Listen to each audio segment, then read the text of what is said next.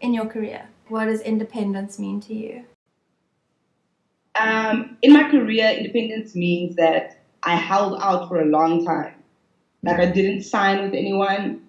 I took a lot of slight abuse from certain galleries when they tried to tell me what to make and what to do.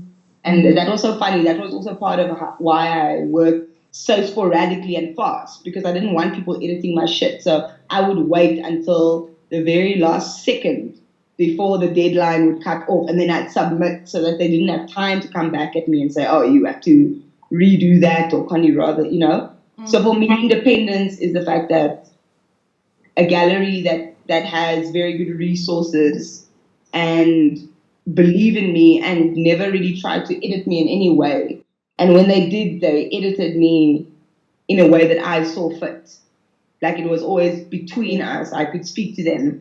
So for me, independence is the fact that now I can thank myself. That's independence. What's it like to have an opening away from home? My openings for me is always weird because I really always expect no one to come. Like, I think it's just that cynicism thing. And then when it happens, it's so big and celebratory. And I feel the love that I only feel in retweets and things that I take for granted. So that was crazy for me. And the fact that it was such a diverse crowd, it was insane.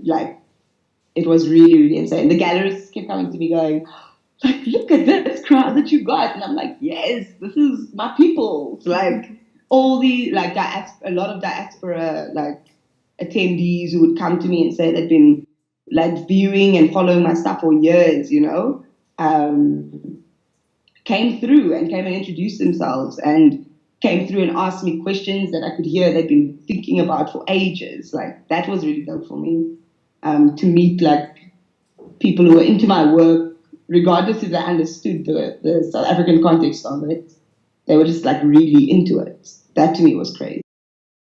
So I wanted to ask you, when you produce a body of work like this and you put it out, do you feel vulnerable putting that work out in the world? Yeah, I think that I often get angry when people don't give the same vulnerability in their work. And I feel I think there's a quote that says being an artist is opening up a wound over and over in front of people and hoping that they like it. And that's really true. It's I give a lot in my work and I open myself up so much. And I think for someone who talks a lot, you can confuse that with sharing a lot. But then you actually realize, often you can realize, oh, Laura was literally talking shit for an hour and a half and said nothing.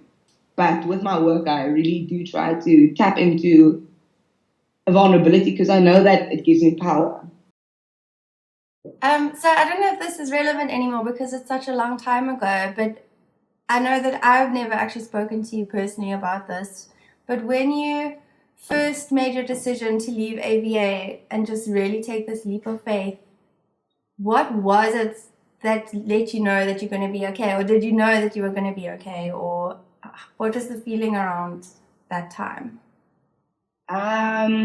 There were two fundamental things that happened at that time that made me decide, okay, I'm done with working in a gallery and putting up other people's work and putting up work that I didn't even, I just put up work resentfully because I'd be like, my shit's better than this. Why am I even doing this for? How much was I making? Not even 8,000 Rand a month or something like that.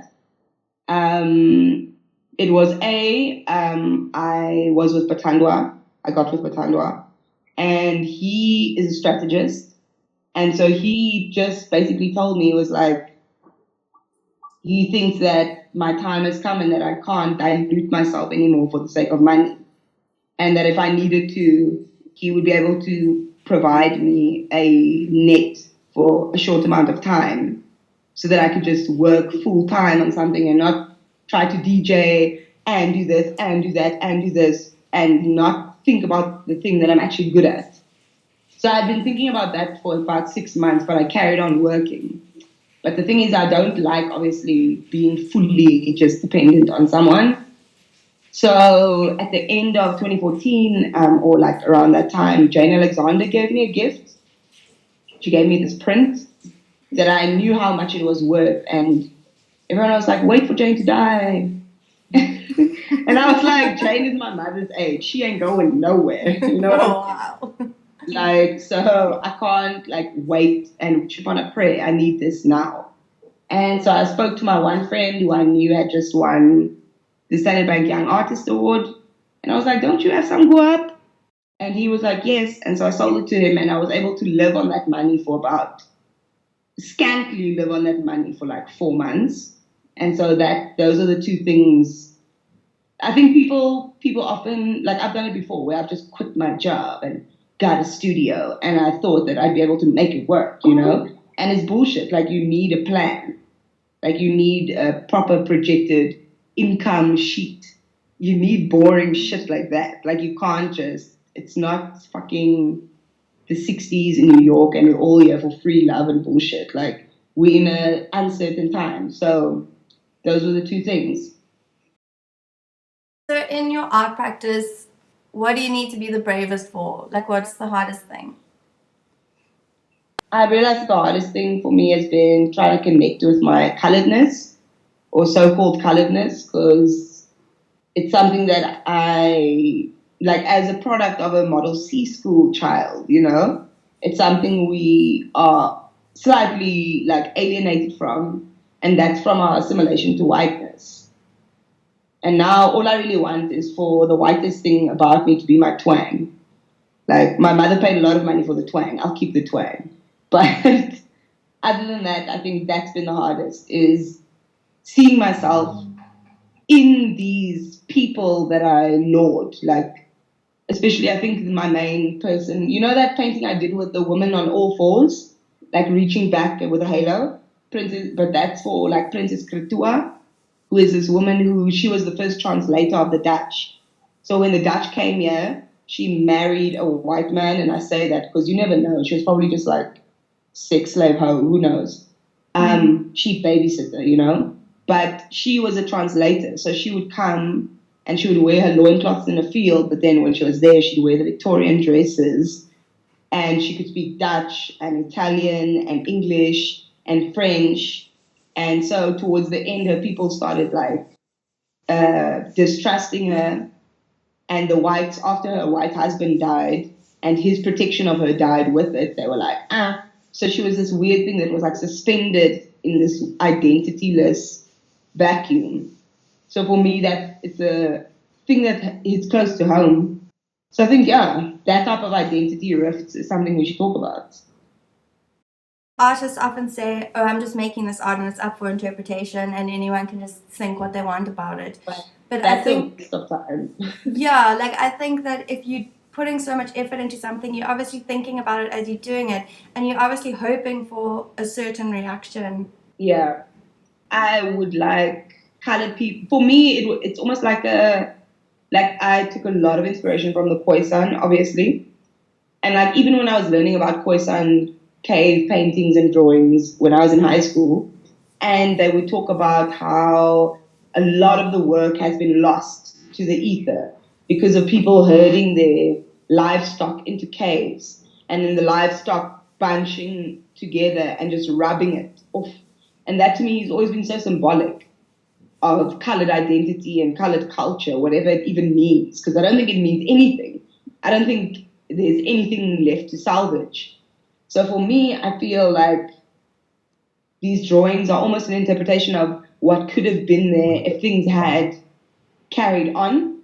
They're like huge, because they're huge. Those works are massive. They're like 2 meters by 1.8, you know? That one of me wrestling with my daddy issues and, you know, that. So for me, I feel like they may be what could have been if there wasn't this cultural gap that was systematically wiped out. Even it was thought so little of that it's wiped out by fucking animals. Do you know what I mean? So, what was the question again? I was asking what discussions you hope or what reactions you hope come from the work. So I don't do it without thinking. I don't want to leave it up to people's interpretation, because if I did, then I wouldn't have taken so much time to write the captions that I did. which gives it very good context and stuff. So, yeah, that's my answer to it. Have you ever been surprised by a response to your work, either a good one or a bad one? I get a lot of people crying, and I think it just shows how, like, women don't think they're allowed to talk about certain things until I talk about it, and then it's okay. Do you want to just talk about the politics in this work, but like the feminist politics in this work? Sure. I call them life politics, obviously, because it's just whether you choose to or not, being a woman is like a political stance. Like, you can't get away from it, like, especially here in South Africa. So for me, it's like I just want people to talk about what's happening here.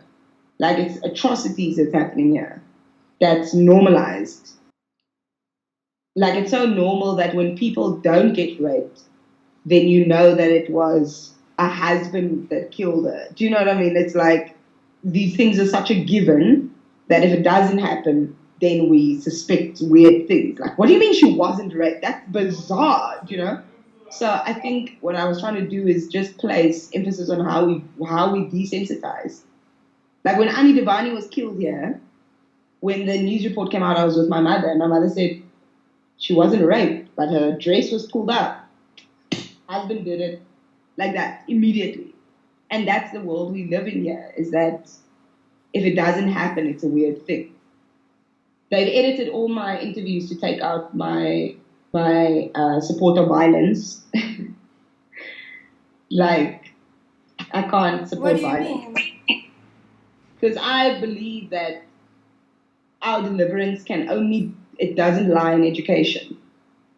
Like, I don't believe that's going to make any difference, because no one is uneducated and raping. People are raping because they were made to be boys in the day and men at night, and they were separated from their families for generations and all these other fucked up things. But we don't have time to be sympathizing with that now. We don't care that your manhood was trampled on for generations when we're being killed. So I've just been saying, we need to roll in gangs. We need to have knives. We need to know how to use our knives. We need to fight. Like, only when men fear us the same way will we be respected, and that's a sad fact of life. Yeah. You also explore your feminism in Passion Gap, a self-portrait of the artist wrestling with their daddy issues, reaching misguidedly for the validation of men. Can you speak a bit about this one? The daddy issues one just talks about my duality, like, in my mind, about my feminism, but then the way the patriarchy gnaws at my psychology. Because I find it hard to ask for help from my partner who is a man. Like, I find it really hard. I don't know how to do it, I feel like. I have issues with empathy. I have issues with showing gratefulness. I don't know how to do it because, I have to be a bad bitch. And the bad bitch don't take no money. And I'm like hungry. I'm like, I haven't had lunch. And he's like, then why didn't you go collect the cash voucher I sent? And I'm like, even though I know my payments are coming through from the gallery, you know? So I think that work specifically is a lot about how we allow the patriarchy to play mind games with us. No matter how liberated we try to pretend we are, like online and stuff, we can still be afflicted by it. You speak out a lot and you speak up a lot. Like, if something bothers you, you're going to say something about it, and you're going to say it publicly. Yeah. Do you feel like that takes courage, or does it feel like you're being brave, or does it just feel like you're just doing what you have to do? I think in some elements it takes courage. I think that it's become a popular thing to just speak out against anything that grates you up the wrong way. It's weird. I used to think it does take courage, but I don't think it takes courage anymore. I think now you can just have a keypad and a slight half-baked opinion, and you can stand up against things, you know. But for me, I think I'm strategic about what I mean, a lot of things upset me, like millions of things every day. But like, I don't just talk out against it. Like, I don't know. I feel like you should, if you're gonna talk out about stuff, you should at least sometimes have a plan and not just be a Twitter thug.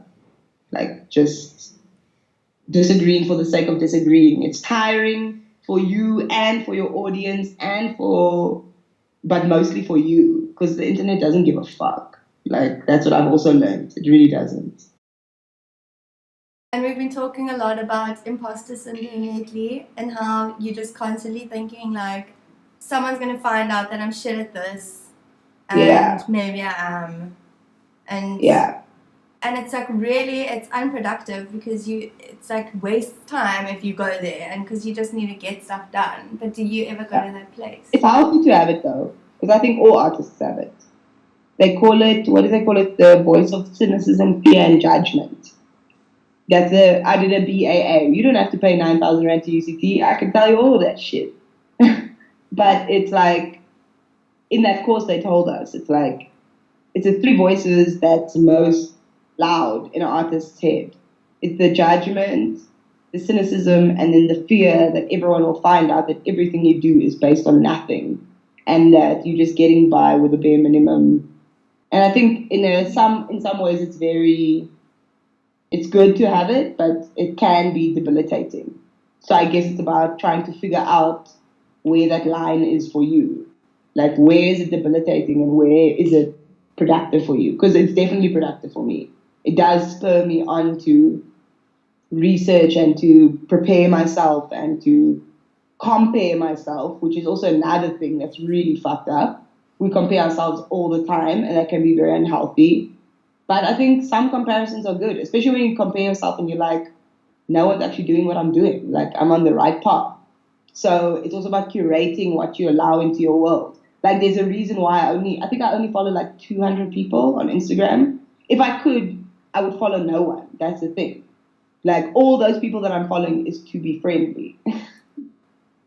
Like, I've now sliced it down to the point where I can't unfollow more people without seeming like a complete asshole.